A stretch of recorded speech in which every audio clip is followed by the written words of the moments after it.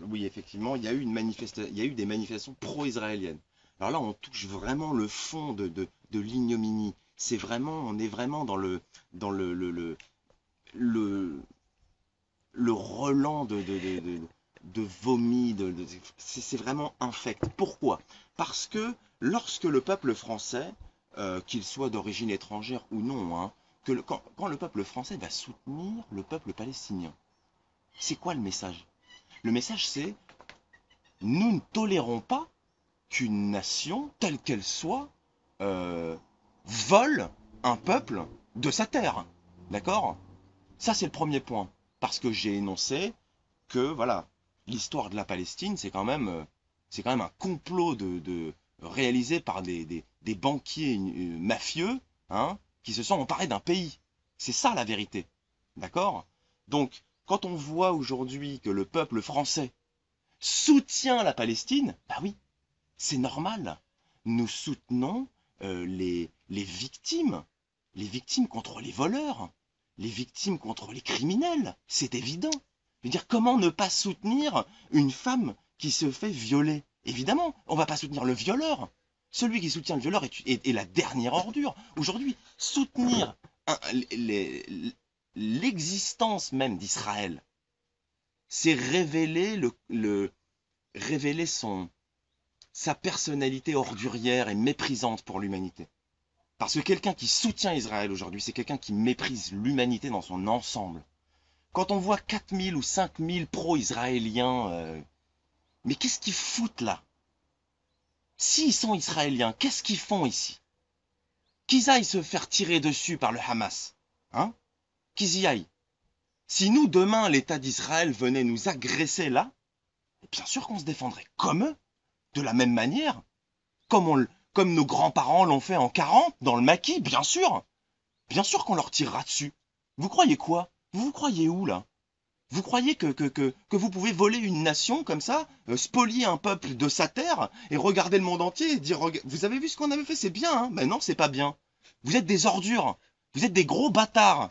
Et la vérité, c'est qu'on ne vous supporte pas. Donc vos drapeaux israéliens, vous savez, nous on en fait du PQ, hein, se torche avec. Parce qu'il n'y a rien de plus insupportable en plus pour des gens qui croient en Dieu que de voir que des mécréants comme vous s'emparent de symboles divins pour spolier des territoires à des gens, pour, pour, pour faire des meurtres, des assassinats, pour bombarder des villes entières au phosphore blanc. Mais je veux dire, si Hitler était une réaction à votre projet, alors méfiez-vous, hein, parce qu'on va redevenir, on va redevenir un peu hitlérien, quoi. Je veux dire, il y a un moment où vous allez vous chier dessus, et vous aurez raison de le faire. Et là, ce sera pas la peine de faire la victime, parce que grâce à Internet, grâce à la technologie, le monde entier a vu vos crimes. Le monde entier a vu votre comportement infect. On vous supporte plus. D'accord? Donc si vous voulez manifester, allez manifester. Mais on est fiers, nous, on se marre quand on voit que vous avez 4000 personnes ou 5000 à vos manifs. C'est bien. Pas pour les nôtres, vous rajoutez un zéro derrière. Hein? Donc ça vous donnera une idée, le jour où ça pètera, ça vous donnera une idée de qui ira dans les caves. Ce sera pas nous qui irons dans les caves. Et il faudra pas venir pleurer à nous dire ah vous vous rendez compte aujourd'hui on est encore une fois persécuté. Non mais persécuté de quoi? Vous prenez le retour du bâton de ce que vous méritez parce que regardez le comportement que vous avez. Vous êtes des gens qui n'avaient aucune compassion pour le reste de l'humanité. Hein, certains des textes d'ailleurs que vous auxquels vous vous référez méprisent les non-juifs. Alors, je ne veux pas rentrer ici dans le débat théologique, hein, mais quand vous aurez enlevé votre étoile de David de votre drapeau, ben on pourra déjà savoir un peu plus clair si une synagogue c'est une ambassade ou si c'est vraiment un lieu de culte, quoi. D'accord? Parce que si une synagogue c'est une ambassade, alors on va laisser les mosquées et puis on va rouvrir les églises, mais on va les rouvrir d'une manière très traditionnelle, quoi. Vous comprenez?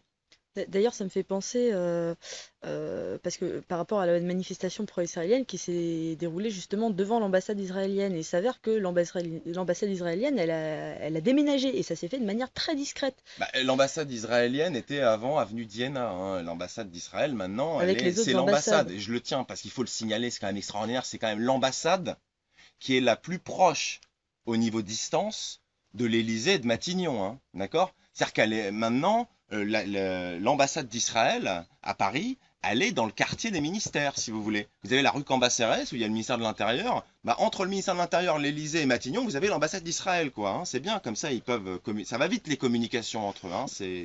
Au moins, au moins les choses sont claires. Hein. On sait exactement dans quel camp on doit se battre. Il n'y a pas de problème. Hein. Si l'État est contre nous, il sera contre nous. Hein. Mais on a le droit de se révolter. On a le droit de résister. Et je vous invite à vous renseigner sur le dernier article de la Déclaration des droits de l'homme et du citoyen dans laquelle il se drape pour envahir des pays du monde entier.